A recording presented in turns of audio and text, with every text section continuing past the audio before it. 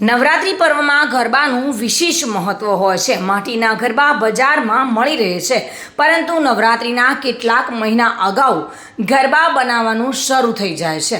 ત્યારે થાનગઢના યુવાન દ્વારા નવરાત્રિના અવનવી ડિઝાઇનના ગરબા બનાવવાની યોગ્ય રૂપ આપી રહ્યા છે। રાજ્યના વિવિધ જિલ્લામાંથી ઘણા ભક્તો નવરાત્રિ માટે માટીના ગરબા અહીંયાથી લેવાનું પસંદ કરે છે। નવલી નવરાત્રિ એટલે માની ભક્તિ તેમજ આરાધના માટેનું અનેરો પર્વ। નવલી નવરાત્રિના આગમનને હવે 5 દિવસ બાકી રહ્યા છે, ત્યારે જેના વગર નવરાત્રિની ઉજવણી અધૂરી છે તેવા ગરબાની પણ સુરેન્દ્રનગર જિલ્લાના થાનગઢ બજારમાં માંગ જોવા મળી રહી છે। સમગ્ર દેશમાં નવરાત્રિનું અનેરું મહત્ત્વ ધરાવતા પર્વ ગુજરાતમાં કંઈક અલગ જ ઉત્સાહ જોવા મળતો હોય છે। નવરાત્રિ શરૂ થવાના અગાઉ જ આ પર્વ માટેની અલગ અલગ તૈયારીઓ રૂપે યુવાનો અને યુવતીઓ ગરબે રમે છે। ઘણા લોકો ઘરમાં પણ માતાજીનો ગરબો સ્થાપિત કરે છે અને તેનું સ્થાપના કરી અનુષ્ઠાન પણ કરતા હોય છે। આ પર્વ હિન્દુઓ માટે ખૂબ જ મહત્ત્વનું છે। થાનમાં રહેતા માટીના ગરબા બનાવવાની કળાના જાણકાર કાળુભાઈ છેલ્લા 15 વર્ષથી માટીના વ્યવસાય સાથે સંકળાયેલા છે અને ગરબા બનાવી રહ્યા છે, જેમાં ગરબા બનાવવાની પ્રવૃત્તિમાં જોડાઈને અલગ અલગ ડિઝાઇન તેમજ ગરબાને પેઇન્ટ કરી, રંગ કરી અને ડિઝાઇન કરી તેને ફિનિશિંગ કરી તે બધું જ કામ પૂર્ણ કરી તેનું વેચાણ કરે છે। આ ગરબો 3 ઇંચથી લઈને 12 ઇંચ સુધીનો બનાવવામાં આવે છે। આ ગરબાની કિંમત 15 રૂપિયાથી લઈને 200 રૂપિયા સુધીની હોય છે। એક ગરબાને સંપૂર્ણ તૈયાર કરાતા 35 થી 40 મિનિટ જેટલો સમય લાગતો હોય છે અને ગરબા બનાવવા માટે આવતા કારીગરોને આ ગરબા બનાવી વેચાણથી સારી એવી આવક પણ મળતી હોય છે। જોકે પ્રાપ્ત માહિતી અનુસાર નવરાત્રિની સિઝનમાં 1 લાખ જેટલા ગરબા બનાવીને તેઓ વેચાણ કરે છે અને ઉલ્લેખનીય છે કે આ ગરબા રાજ્યના વિવિધ જિલ્લાઓમાં પણ જતા હોય છે। નવરાત્રિના 9 દિવસમાં ઘણા લોકો આ ગરબો ઘરમાં સ્થાપિત કરે છે અને શેરીની ગરબીઓમાં પણ મંદિરોમાં પણ આ ગરબો મૂકવામાં આવતો હોય છે, કારણ કે માના ગરબામાં મહત્ત્વ હોય છે, જેના કારણે જ આ ગરબાનું સ્થાપન કરવામાં આવતું હોય છે।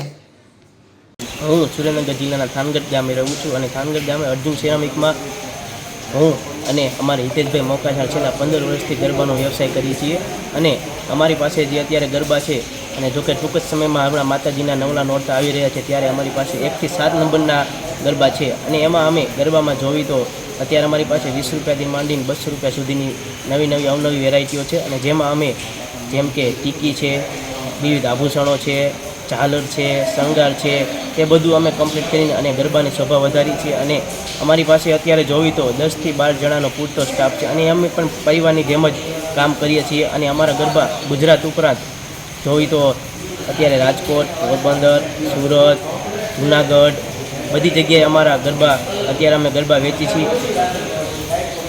અને બીજી રીતે એ કે અત્યારે અમારી પાસે 1,30,000 40,000નો ફૂલ અમારી પાસે સ્ટોક છે, એટલે અમે આ ગરબા અત્યારે વેચી નાખ્યા છે અને આ વખતે જોવી તો ગયા વર્ષ કરતાં આ વખતે જે ગરબાની માંગમાં થોડો વધારો અમને જોવા મળી રહ્યો છે। ગઈ સાલની અમે 70,000 જ ગરબા વેચ્યા હતા, એટલે આ વખતે અમને થોડો ગરબામાં વધારો જોવા મળ્યો છે અને અત્યારે જો માતાજીના નવરાત્રિ છે એટલે આ આપણો ગરબો છે એ માતાજીને અત્યારે વિવિધ આભૂષણોથી શણગારીને અમે માતાજીની ગરબાની શોભા વધારી છે। થાનગઢ તાલુકો અને થાનગઢની અંદરથી હું જીતેન્દ્રભાઈ વાસુદેવભાઈ જોશી ગરબા વિશે આપણને ટૂંકમાં સમજાવવા માગું। ગરબો એ અપભ્રંશ થઈ ગયેલો શબ્દ છે। મૂળ એનું નામ ગર્ભદીપ, કે જે માટીનો ઘડો છિદ્રવાળો હોય એની અંદર દીવો મૂકી નાની બાળાઓ પોતાના મસ્તક ઉપર મૂકી અને શેરીઓમાં ઘૂમે છે ગરબા લઈ, માતાજીનું સ્વરૂપ લઈ, અને એ ગરબો ચોકની અંદર ગરબો મૂકી અને માતાજીના ગરબા પણ ગાય છે।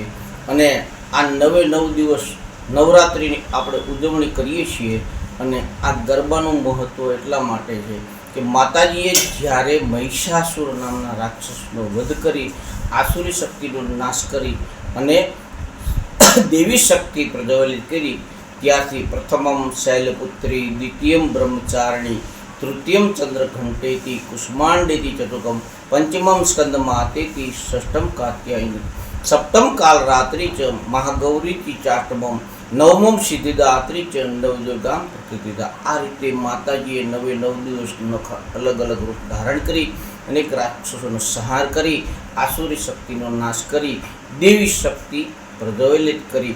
ત્યારથી આમ તો આ 13મી સદીથી ગરબાનો નવરાત્રિ ઉત્સવ ચાલ્યો આવે છે. ત્યારથી આપણે 9 દિવસ માતાજીની ઉપાસના કરીએ.